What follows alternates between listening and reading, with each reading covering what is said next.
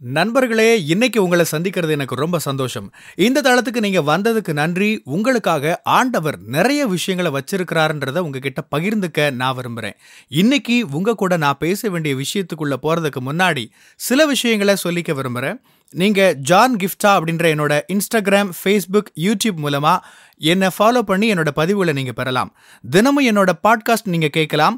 ஆண்டவரோட கிருபையில அதெல்லாம் நல்ல கிரியை செய்து வர்றத நான் பார்க்கிறேன். நீங்களும் அதை தினமும் கேளுங்க. நிச்சயமா அது உங்களுக்கு ஒரு பெரிய ஆசீர்வாதமா இருக்கும்னு என்னால சொல்ல முடியும். ஜான் கிஃப்டா அப்படின்ற என்னோட யூடியூப் சேனலை தினமும் பார்க்க மறக்காதீங்க. Fuel for the soul with John கிஃப்டா அப்படின்ற இங்கிலீஷ் பாட்காஸ்டையும் நீங்க தினமும் கேட்கலாம். www.johngifta.com அப்படின்ற என்னோட வெப்சைட்லையும் இதெல்லாமே இருக்கும். ஆண்டவரோட காரியங்கள்னு வர்றப்ப நிறைய பேர் அதில் அசைக்க முடியாத விசுவாசம் வச்சிருக்கிறாங்க அப்படின்றத நம்ம மறுக்க முடியாது. என்னோட தேவன் சர்வ வல்லவர், அவர் வல்லமை உடையவர், முடியாதவைகளை அவரால் முடிக்க முடியும். அவர் வரம்புகள் இல்லாதவர், இயற்கைக்கு அப்பாற்பட்டவர். சிவந்த சமுத்திரத்தை பிளந்து இஸ்ரவேல் மக்களை உலர்ந்த தரையில நடக்க பண்ணினவர் அவர். யோசுவாக்காக ஆண்டவர் சூரியனையே நிறுத்தி வச்சதை நினைச்சு பாருங்க. குறிப்பிட்ட நபருக்காக அல்லது சில நபர்களுக்காக, ஒரு தேசத்திற்காக அல்லது ஒரு சில தேசங்களுக்காக ஆண்டவர் தம்மோட எவ்வளவு மகத்தான வல்லமையை விளங்க பண்றாரு. ஆண்டவரால ஒரு முழு திருச்சபைக்காக, ஒரு முழு ஊழியத்துக்காக, ஒரு முழு தேசத்துக்காக, சில ஒன்று சேர்ந்த நபர்களுக்காக இத்தனை பெரிய காரியங்களை செய்ய முடிகிறது உண்மைதான். ஆனா இதே ஆண்டவர் இதே அளவுக்கான தம்முடைய வல்லமைய, அற்புதங்களை உங்களுக்காக மட்டுமே வெளிப்படுத்த முடியும் அப்படின்றத விசுவாசிக்க பெரிய அளவிலான விசுவாசம் தேவை. ஒருவேளை இந்த பூமியில நீங்க மட்டுமே இருந்திருந்தாலும் கூட ஆண்டவர் உங்களுக்காக மாத்திரம் பரலோகத்திலிருந்து இறங்கி வந்து சிலுவையில மரிச்சு உங்களுக்கான தம்மோட அன்பை வெளிப்படுத்தி இருப்பார். ஆண்டவர் உங்களுக்காக எந்த அளவுக்கு இறங்கி வர்றார் அப்படின்றத உங்களால யோசிக்க முடியுதா? உங்க வாழ்க்கையில ஆண்டவர் எந்த அளவுக்கு செயல்பட விரும்புறார் அப்படின்றத யோசிக்க முடியுதா? எனக்காக ஆண்டவர் அந்த அளவுக்கு இறங்கி செயல்பட முடியுமா அப்படின்னு சில சமயங்கள்ல நாம யோசிக்கிறோம். ஆனா ஆண்டவர் உங்க ஒருவருக்காக எந்த அளவுக்கும் இறங்கி வந்து செயல்படுகிற ஆண்டவரா இருக்கிறார். ஆண்டவரோட வார்த்தையில எனக்கு மிகவும் பிடித்த ஒரு பகுதிகளில் ஒன்று 2 ராஜாக்கள் 20ஆம் அதிகாரம். இதுல இருந்து நான் பிரசங்கிச்சு ரொம்ப நாட்கள் ஆகிடுச்சு. அதனால இந்த பகுதியை பிரசங்கிக்க நான் அதிக ஆர்வமா இருக்கிறேன். எசேக்கியா ராஜா வியாதியா மரணப்படுக்கையில் இருந்தார். தீர்க்கதரிசியாகிய ஏசாயா மூலம் கர்த்தருடைய வார்த்தை வருது, நீ சாக போறதில்ல, இன்னும் 15 வருஷங்கள் உயிரோடு இருப்ப அப்படின்னு சொல்லப்படுது. எசேக்கியா அந்த வார்த்தைகளை கேட்டதோடு நின்றுடல, எனக்கு உறுதியான அடையாளம் வேண்டும் அப்படின்னு கேட்கிறார்.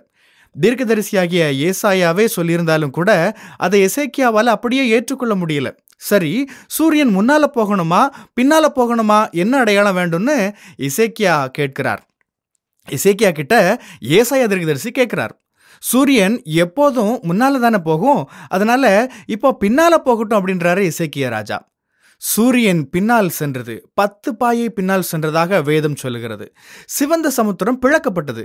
சூரியன் நின்றது போன்ற சம்பவங்களை எல்லாம் கவனிச்சு பார்த்தா இது எல்லாமே ஒரு கூட்ட மக்களுக்காக, ஒரு முழு தேசத்துக்காக செய்யப்பட்டதை நம்ம கவனிக்கலாம். ஆனா இந்த நிகழ்வுல இயற்கை விதிகளுக்கு எதிராக சூரியனை எதிர்பக்கமா நகர்த்தினாரு ஆண்டவர். ஒரு கூட்ட ஜனங்களுக்காகவோ ஒரு தேசத்துக்காகவோ அல்ல, எசேக்கியா அப்படின்ற ஒரே ஒரு நபருக்காக ஆண்டவர் இந்த காரியத்தை செஞ்சார். எந்த அளவுக்கு ஆண்டவர் செயல்பட்டிருக்கிறார் அப்படின்றத யோசிக்க முடியுதா? உங்களுக்காக, உங்க ஒருத்தருக்காக சூரியன் திரும்பி செல்வதை கற்பனை செஞ்சு பாருங்க. வரலாற்றில் எசேக்கியாவை தவிர வேற எந்த நபரும் தனக்காக சூரியன் திரும்பி சென்றதா சொல்லவே முடியாது. உங்களால இதை கற்பனை செய்ய முடியுதா? அந்த அளவிலான விசுவாசத்துக்குள்ள உங்களால போக முடியுமா? ஒரே ஒரு நபருக்காக சூரியனை பின்னாக போக வைத்த ஆண்டவர் உங்களுக்கும் அதே விதமா செய்ய முடியும் அப்படின்றத உங்களால கற்பனை செய்ய முடியுதா? ரூத்தோட சரித்திரத்தை பாருங்க. அவர் தவறான இடத்துல இருந்தார். ரூத் மோவாபில் இருந்தார். அது பாவம் நிறைஞ்ச இடம், தேவனை கனப்படுத்தாத இடம், விக்கிரக ஆராதனை நிறைஞ்ச இடம். ஜனங்கள் பாவ பழக்க வழக்கங்கள்ல மூழ்கி கிடந்தாங்க. பாருங்க, ஒரு குடும்பம் பஞ்சத்தின் காரணமா பெத்லஹேமை விட்டு மோவாப் தேசத்துக்கு போகுது. சுருக்கமா சொல்றேன், இந்த தொடர்பின் காரணமா ரூத் பாவம் நிறைஞ்ச மோவாபை விட்டு பெத்லஹேமுக்கு திரும்புறாரு. கடைசியில இயேசுவின் வம்சாவளியில இடம் பெறார். பஞ்சத்தின் காரணமா ஒரு குடும்பம் ஒரு நாட்டை விட்டு மற்றொரு நாட்டுக்கு போகுது.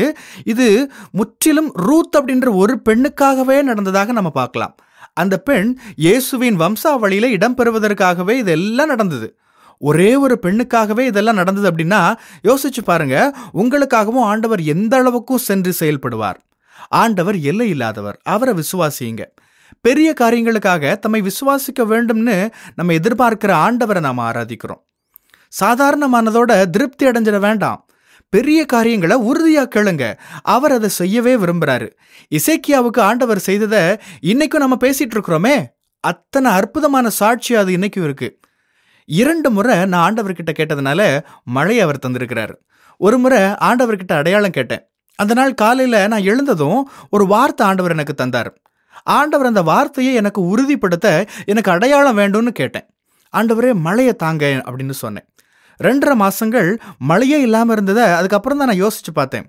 ஆண்டவரே, பெருசா மழை பெய்யலனாலும் எனக்கு உறுதிப்படுத்துறதுக்கு சில துளிகளாவது மழை பெய்யட்டும் அப்படின்னு சொல்லி நான் ஆண்டவர்கிட்ட சொன்னேன். எலியாவுக்காக அக்னியும் மழையும் உமால கொண்டு வர முடியும்னு சொன்னா எனக்காகவும் கொண்டு வர முடியும் அப்படின்னு சொல்லிட்டு அதை நான் மறந்துட்டேன். நீங்க நம்ப மாட்டீங்க, அன்னைக்கு சாயங்காலம் மழை பெஞ்சது. அடுத்த சில வாரங்களுக்கு மழையே இல்லை. அதாவது 3 மாசங்கள்ல நான் கேட்டிருந்த அன்னைக்கு மட்டும்தான் ஆண்டவர் மழையை கொடுத்திருந்தாரு. சில வருடங்களுக்கு முன்னால நான் இதை என்னுடைய ஒரு செய்தியில பகிர்ந்துகிட்டேன். அதை ஓமனா கட்டாரா அப்படின்னு எனக்கு சரியா தெரியல, மறந்துட்டேன். அங்கிருந்த ஒரு நபர் கேட்டுட்டு அவரும் ஆண்டவர்கிட்ட அடையாளம் கேட்டார். ஆண்டவர் மழையை கொண்டு வரபடி அவர் கேட்டார். அது மழைக்காலம் இல்லை, மழைக்கான எந்த அறிகுறியும் இல்லை. ஆனால் அற்புத விதமா அந்த நாளில் மழை பெஞ்சுது. நான் என்ன சொல்ல வர்றேன் அப்படின்னா, நீங்க விசுவாசிச்சா உங்களுக்காக ஆண்டவர் எந்த எல்லைக்கும் போய் செயல்பட ஆயத்தமாக இருக்கிறாரு. அதனால தான் நீ விசுவாசிக்கிறபடியே உனக்கு ஆக கடவுது அப்படின்னு சொன்னார்.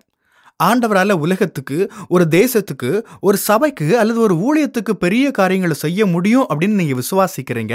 ஆனா உங்கள் முன்னால இன்னைக்கு நான் வைக்கிற கேள்வி இதுதான். அதே ஆண்டவர் உங்களுக்காக, தனி நபரான உங்களுக்காக இயற்கை விதிகள் எல்லாம் கடந்து எந்த எல்லைக்கும் போய் செயல்பட தயாரா இருக்கிறார் அப்படின்றத விசுவாசிக்கிறீங்களா? அப்படிப்பட்ட நிகழ்வுகள் நடக்கும்போது அந்த உங்களோட சாட்சி பகிர்ந்து கொள்ளப்பட்டா வாழ்க்கைகள் தொடப்படும், மறுரூபம் ஆக்கப்படும். ஆண்டவரோட மகத்தான வல்லமையை ஜனங்கள் உங்களோட வாழ்க்கை மூலம் கண்டுகொள்வாங்க. ஆமென். God bless you. பிரியமானவங்களே, இந்த செய்தி மூலமா நீங்க உற்சாகம் அடைஞ்சிருப்பீங்க, ஆசீர்வதிக்கப்பட்டிருப்பீங்கன்னு விசுவாசிக்கிறேன். திரும்பவும் ஞாபகப்படுத்துறேன், நீங்க ஜான் கிஃப்டா அப்படின்ற என்னோட இன்ஸ்டாகிராம், ஃபேஸ்புக், யூடியூப் மூலமா என்னை ஃபாலோ பண்ணி என்னோட பதிவுகளை பெறலாம். ஜான் கிஃப்டா அப்படின்ற என்னோட யூடியூப் சேனலை தினமும் பார்க்க மறக்காதீங்க. Fuel for the soul with John கிஃப்டா அப்படின்ற இங்கிலீஷ் பாட்காஸ்டையும் நீங்க தினமும் கேட்கலாம். பாட்காஸ்ட் எபிசோடுக்கு நீங்க உங்களோட ரேட்டிங், ரிவ்யூ கொடுத்து ஷேர் பண்ண மறக்காதீங்க. www.johngifta.com அப்படின்ற என்னோட வெப்சைட்லையும் இது எல்லாமே இருக்கும். இந்த ஊழியத்தால நீங்க ஆசீர்வதிக்கப்பட்டிருந்து மற்றவங்களுக்கும் இதே ஆசீர்வாதம் சேரணும்னு விரும்பினா நீங்களும் எங்க கூட சேர்ந்து ஆண்டவரோட ராஜ்யத்தை கட்டுற இந்த பணியை உங்களோட நிதி ஆதரவு மூலமாகவும் தாங்கலாம். கூகுள் பே அல்லது நெட் பேங்கிங் அல்லது பேபால் மூலமா நீங்க ஆதரவு தரலாம்.